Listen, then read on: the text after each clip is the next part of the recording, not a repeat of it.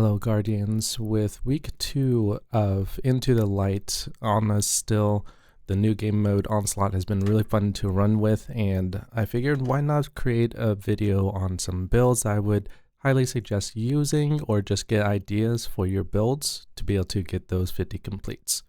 So this one here is going to be a Void Hunter build, mainly just because it has the tethers, and we'll go into that in a little bit. So my main weapon of choice is the Wither Horde. It's just a really good grenade launcher because of the AoE pools that you can just put on the ground, and when enemies just step into it, it's a good zoning feature and just has good damage when you're doing boss damage. I usually like to go with a hand cannon just because there's pretty much consistent unstoppables because of the enemy types, and it's just easier to just unstop when ready and available. For heavies, I go with rocket launchers because I can't do an exotic because of Wither Horde. I just like either auto-loading bipod or just Apex Predator with auto reconstruction and bait and switch. But again, heavy is not too important in this build. What's important is that you want to have Orpheus rigs for your Void Hunter. The reason is because it gives you ability energy for each target tethered by deadfall anchors. Mobius Quiver has an additional shot. And so then let's go into why we're going to use it, because the main bread and butter of it is the Orpheus Rex ties well with the deadfall ability. So when you shoot it, it's a single shot, but then when enemies come into the area, they get marked, but then they also get stunned, which is great for CCing large mobs and slow them down. But then every time when you get those marks, Orpheus rigs procs, and that gives you super. And if you've been watching any of my streams lately, you see that every time when I tether, I almost get half of my super, if not 3/4 of my super back. And pretty much I'm ready for every wave. And there are times where I actually get my super fully on lockdown because there's so many ads spawning that time. It's really crazy. So Orpheus rigs, Mobius Quiver, deadfall. You're good to go. Gambler's dodge, just so I can get my snare bomb, because I'm wanting to, if I need to invis, do a jump slam on my allies, just invis to get the outs. Being able to get the snare bomb out is very nice. Triple jump, I don't see why you use any other. This vortex grenade I personally like to use, but again, grenades is up to you on how you want to do it. Aspects, vanishing stab, dodging while making invisible, good way of getting your allies res if you need to. And then Trapper's ambush, a quick to spread your melee charge and dive to the ground, which then procs snare bomb, and also is a longer duration for your invisibility. Fragments is again not important here, is mainly the super and exotic. Finisher blows, great invisibility. Leeching, melee, final blow, start health regeneration. Mainly did that just to get my resilience up. Echoes of persistence is void debuffs, applies to your invisibility, longer. And then echo of sensation. Finisher's final blows create a burst of void damage that causes nearby combatants to become volatile. So when you're executing and there's a large mob of enemies around, they just get pushed back, explode, and then they have a debuff on them. So it's nice when you go invis and all that. But mods wise, it's pretty straightforward. Just go with whatever stats you want to go to. As you can see, I'm just doing resilience, doing heavy finders, plus a kinetic siphon that actually works pretty well with Wither Horde. Arms, 2 times momentum transfer, cause damage with a grenade, reduces your melee cooldown. Again, I'm just trying to get that snare bomb up as much as possible, just as a backup if I need to res my teammates. And bolstering detonation, wow, I can't speak.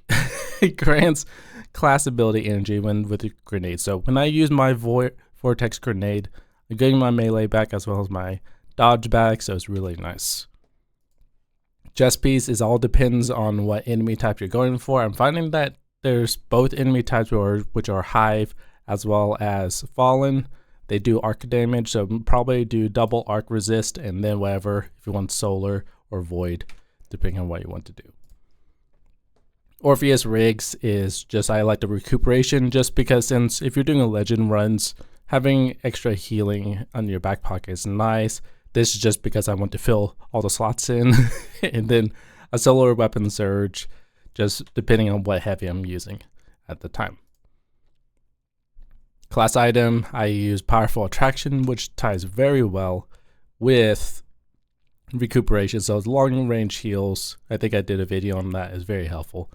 And then Utility Kickstart, just to get my dodge back pretty quickly, and a Bomber. But I could do a Class Outreach if you wanted to, and all that.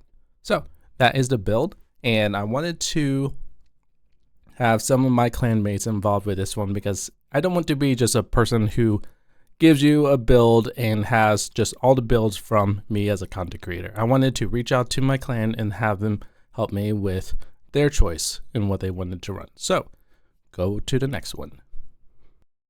So this is basically a Blade Barrage build that I used in Onslaught that worked really well for me.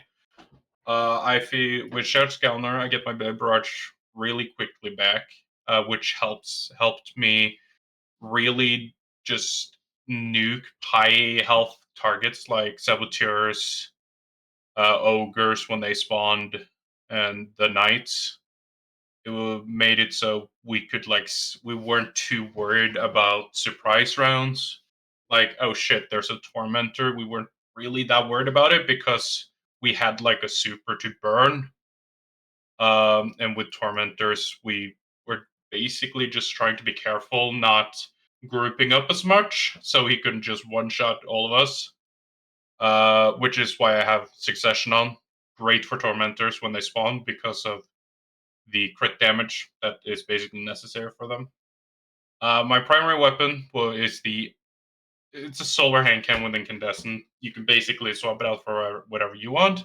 I'm just a very big fan of the Neo Muna one with stat for all incandescent. I'm a big fan of it. I think it's one of the best solar hand cannons in the game. But I know a lot of people like Seeking's Fall, and if you like that, that is a perfectly acceptable change to change it out.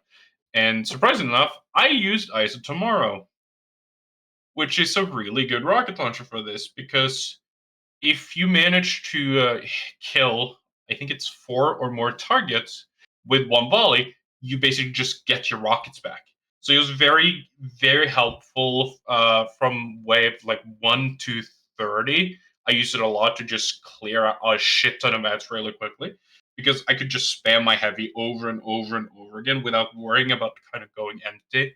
But once we got to those waves where where I felt like Eyes of Tomorrow couldn't really clean up the kills anymore, I switched over to Leviathan's Breath for the stagger that it does on major champions, which helped slow the big guys rushing the ADU, which is something that I personally figured out is a problem. Is not necessarily for me staying alive, but things rushing the ADU. So that's basically my weapons. As I said, it's a Charge the Gelner build with Blade Barrage. It's relatively simple to understand. I opted to have a healing grenade to be able to, if I feel like I get critical, I can then just throw it on the ground and I can basically go back into the fight protecting the ADU without having too much downtime. My fragments, I have Emperor of Ashes to apply more Scorch on targets to have a bigger chance of igniting people. I have Ember of Torches for Radiance. I have Ember of Mercy, which when I pick up a Fire Sprite, I get more restoration so I can heal myself even more and stay in the fight even longer.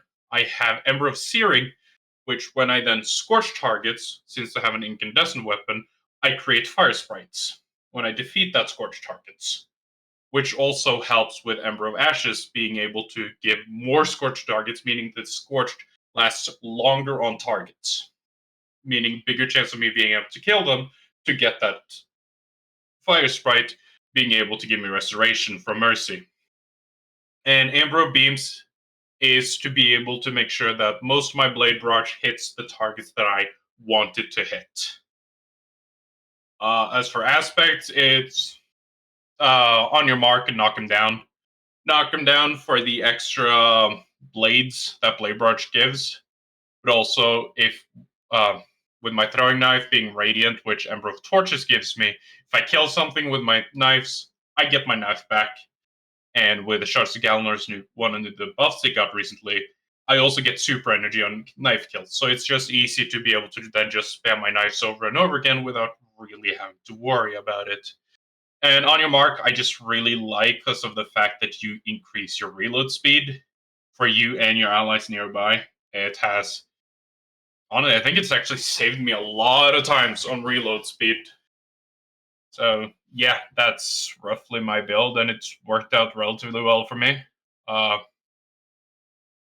yeah. All right, so I have a typical Sunbracer build.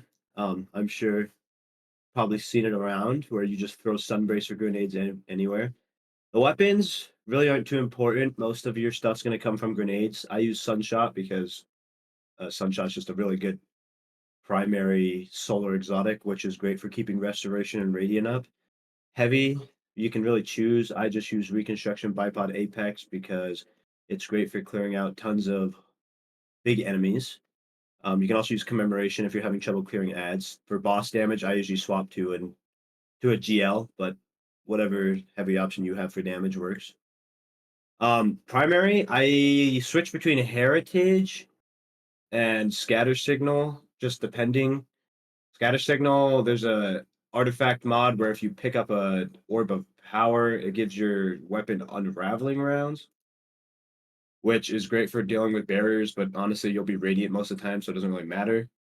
But I probably use Heritage more often than not, but once again, your choice. The weapons really don't matter in this build. It's most entirely about grenades.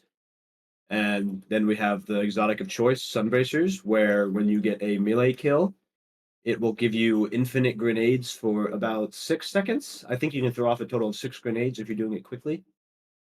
So I would usually spec into mods that give grenade or melee energy back off of kill or off of hit. Helmet mods, I just use heavy ammo finder and harmonic siphon to make orbs off of sunshot kills.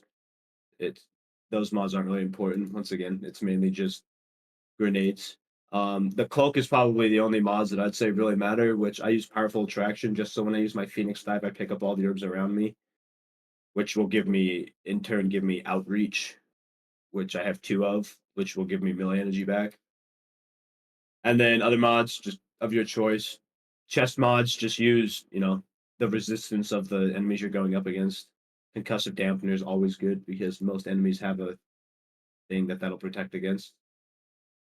And then as for subclass, we use Weld Radiance. I mean, you don't have to, but I just thought it's better than Daybreak in Onslaught, at least in my opinion. And then for aspects, we use Heat Rises and Touch of Flame. The reason you use Heat Rises is because there's a cool interaction with Phoenix Dive, where if you Phoenix Dive while you have Heat Rises active, it gives you Restoration ×2, which is obviously a extremely strong aspect to have.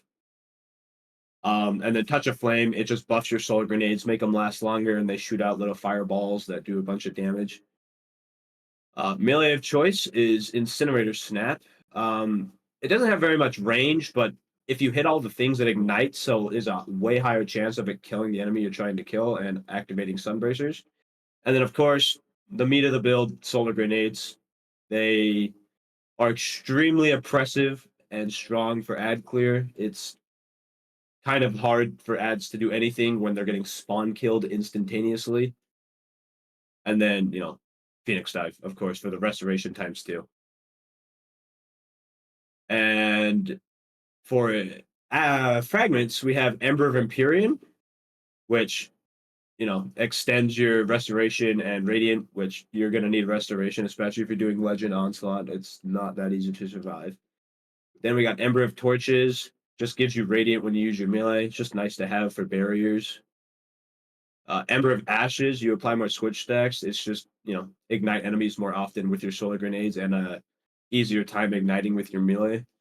And then Ember of Singeing. This is only here so you can get your Phoenix Dive back faster, so you have as much uptime on Resto 2 as possible if you happen to run out. That's pretty much the whole build. But a quick rundown on how I use the build to make it most effective. So you'd eat a grenade to activate Heat Rises. then snap an enemy, and then Phoenix Dive on the enemy. Because Phoenix Dive also, if you have Heat Rises active, will also apply Scorch to a target. So it should just instantaneously ignite them, and that'll count as killing them with your melee, which will proc Sunbracers, and they will die to ignition, which will also give you time on restoration ×2. And then you can just start throwing grenades, and then you just rinse and repeat that for the entire run. And yeah, that's really about it for the build. Optionally, you can also use Sunbracers for bosses. If you run up and snap an ad, Sunbracers do surprisingly high amounts of damage if you throw a ton of them at a boss. It'll just cook them and ignite them over and over again. But other than that, that's it. All right, so for the weapons, you're going to be running a scatter signal, preferably controlled burst overflow, mainly for the burst DPS, sunshot because of the sheer fact that it's a solar weapon and has amazing ad clear. Apex Predator being the one of the best burst DPS weapons that are not exotic in the game. For the armor, you want to run Dawn Chorus. The exotic on its own makes the Daybreak projectiles deal more damage and scorch targets on impact. Scorch is also improved, and you gain a small amount of melee energy with just scorch damages a target. On the helmet itself, we're going to be running a heavy ammo finder for the just uptime on having heavy ammo. Hands-on for bonus super energy on the melee kills, because we want to have the super up as much as we can. And a harmonic siphon just so that sunshot makes orbs when we kill enemies. For the gloves, we're going to be running bolstering detonation, which grants class ability energy when you cause damage with a grenade, mainly for survivability. Same thing with focusing strike, except it's for powered melees, also for survivability. Impact induction, causing damage with a powered melee attack, reduces grenade cooldown, again for survivability, because we're running restoration grenades. For the chest piece, just mainly resist mods, void resist, concussive dampener, harmonic resistance. This is up to you, depends on what activity you're doing. For the boots, we're going to be running recuperation, stacks on stacks, and better already. Stacks on stacks for armor charges if you plan on putting weapon surges, switching to different boots for weapon surges, mid DPS. And recuperation better already for the healing. On the bond, we have powerful attraction, which just automatically collects orbs that are nearby, time dilation that makes armor charges last longer, and bomber that just reduces grenade cooldown when using your class ability. For the subclass, we're going to be running Daybreak as the super, Phoenix Dive for the class ability for the burst heal, Burst Glide for movement, because it is just, in my opinion, the best glide. For the melee, the Incinerator Snap, because it can ignite if you hit all of the projectile. Healing Grenade for the restoration, that really helps. Icarus Dash in the aspects for movements. You can run Heat Rises, it can be better, but I just prefer to have a little movement. Touch of Flame for making your healing grenade better, increasing the potency of the cure and restoration. And also when you consume the grenade for Heat Rises, if you're running Heat Rises, you cure nearby allies or grant them restoration. For the fragments, we're going to be running Ember of Char for solar ignitions to spread scorch on affected targets. Ember of Ashes for more scorch stacks on targets because our super deals scorch. Ember of Empyrean, solar weapon or ability final blows extend the duration of the restoration. And Radiant effects, mainly for extending the restoration for healing grenade and radiant if we have it. And Ember of Searing, defeating scorched targets grants melee energy and creates a fire sprite. A lot of enemies are going to be scorched by your super, by your guns with radiant, especially in this season. Plus, fire sprites intrinsically grant grenade energy on pickup, so that also grants a little bonus. So this is the build that managed to get me my first clear of Legend Onslaught. It is Stasis Warlock with the Bleak Watcher turrets, which, as if you know the build hasn't really changed that much throughout the years. But this specific setup that I have here worked incredibly well for me in both Legend Onslaught, and honestly, if you want to bring it into GMs too, it's incredibly strong in basically every content I have brought it into. It has done incredibly well. So, quickly going over my weapons, I use conditional finality for the unstoppables, but also for ogres, believe it or not. The ability to insta freeze something was incredibly good, even though I have everything in my kit to instantly freeze something. The damage that conditional adds to the freeze was incredibly good. And conditional itself is an incredibly strong exotic in the slot, and it really held up all the way through, actually. Um, the the ability to just instantly stop something and distract, like, oh shit, there's an ogre on the point that I need to cap. I can just keep it frozen 24/7 with just my shotgun alone.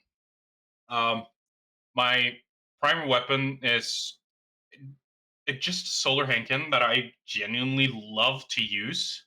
It has stats for all incandescent with nanotech tracer rockets as its origin trait. I personally love it. It's from Neomuna. For my heavy, I used a kind of unorthodox weapon, maybe some would say. I don't see a lot of people use it, but I use Quilm Terminus, which is the Stasis machine gun from King's Fall.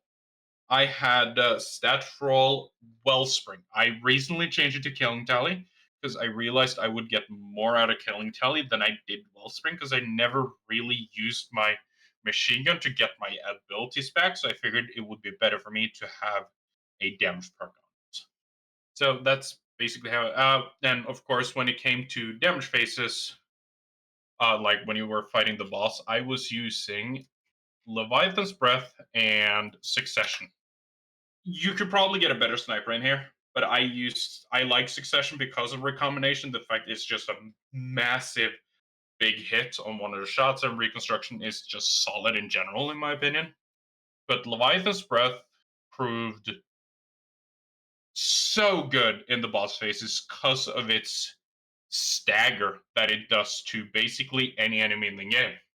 Let's actually go into my exotic a little bit. Osmancy Gloves is incredibly good if you're doing a Stasis Warlock build in general.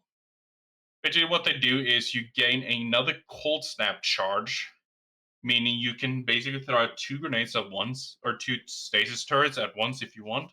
But what they also do is your Cold Snap grenades gives you grenade energy for each person they freeze. So if you, for example, have a turret out and you have 1 cold snap grenade left and you see a bunch of enemies, you can throw that. You don't need to make it into a turret. You can throw your cold snap grenade and freeze that entire group of enemies. And a big chance is you've gotten both your grenade charges back. It gives you incredibly a lot of energy for a freeze with your grenades. Now, to my subclass, as I said, I use the cold snap grenades because of Osteomancy gloves, how they work with the grenade. I used the Bleak Watcher turret, incredibly strong aspect for stasis on Warlock. Basically, you throw out a turret and it shoots freezing darts at people.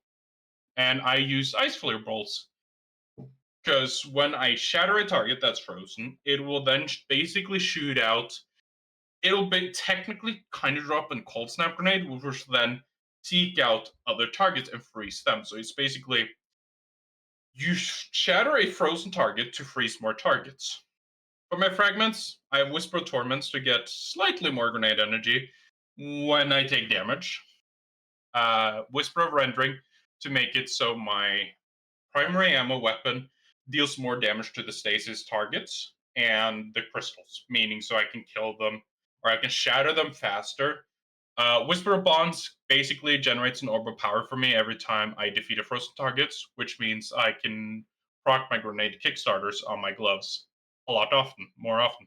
And Whisper Endurance makes it so the slow lasts longer on targets.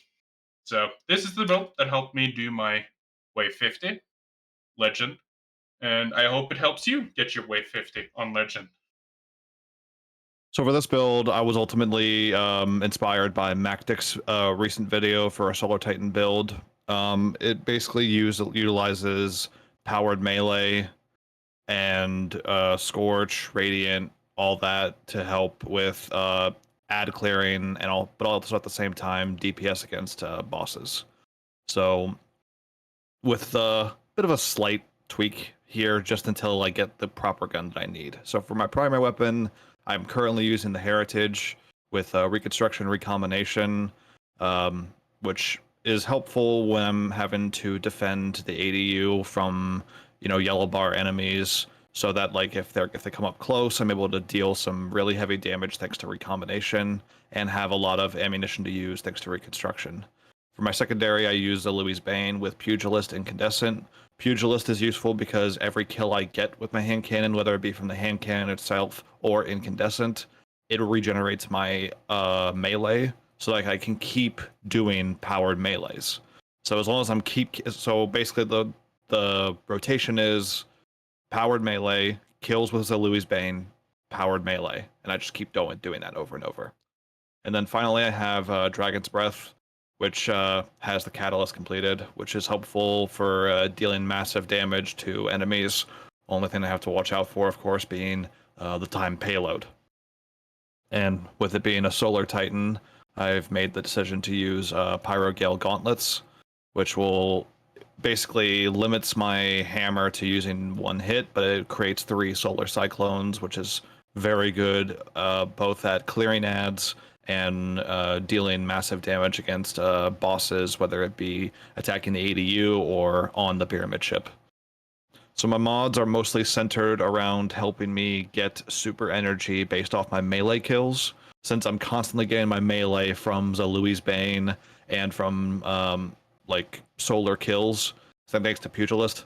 That way I can get my super back a lot faster. So I have hands-on with my helmet. I also have Harmonic Siphon, which allows me to get orbs of power more frequently with solar weapon final blows, which is where the hand cannon comes in. I kind of like to swap a bit between Concussive Dampener and Sniper Damage Resist on my chest piece. Concussive Dampener is useful for when you're facing the Hive, since you got those Hive Boomers with those AoE attacks. And then Sniper Damage Resist is useful against the Fallen, since most of the Fallen are using snipers with the Shanks and with the Vandals. Solar Scavenger I have on my legs to help me with getting bonus ammunition for my hand cannon, since that's going to be the gun I'm using the most. And every time I pick up an Orb of Power, I'm granted stacks on stacks, gets me an armor charge. And for my Titan Mark, I have Reaper, which shortly after using your class ability, your next weapon final blow spawns an Orb of Power. So as long as I'm using my class ability, which is frequently, my next kill will get me more orbs. And then also this reduces the melee cooldown with Outreach. And then with Powerful Attraction, I can automatically collect nearby orbs when I activate my class ability. As for my Solar subclass, I'm utilizing Soul Invictus and Consecration, and using Throwing Hammer, which is the heavy melee.